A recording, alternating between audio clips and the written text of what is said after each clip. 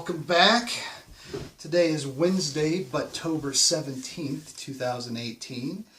And we've got one more day of side projects to listen to. And I don't have an album to show you today because I've never heard this one. And so I'm kind of excited to see what it is.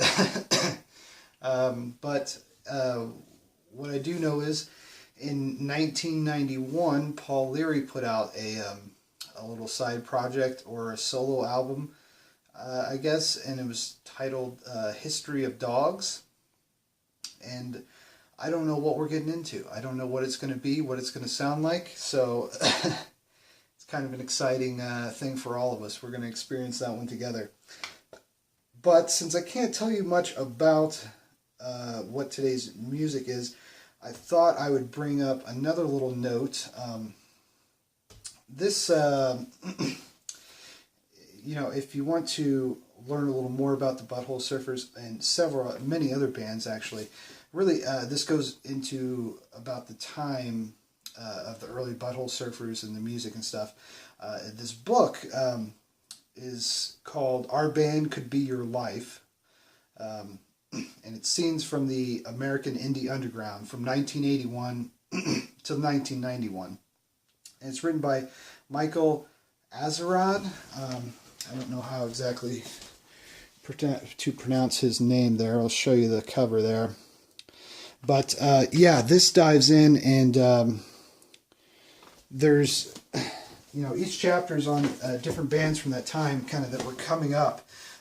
One particular chapter is obviously about the Butthole Surfers, and it's really interesting. It's a great read, and it kind of gives you a little more of a glimpse of what they were like back then, I guess. You see some of the live concerts footage and the live clips and stuff, and you see how crazy they are on stage, and this kind of explains a little bit more about that and kind of the history behind Gibby Haynes and Paul Leary and King Coffee and all of them. But the book is really good. I highly recommend it.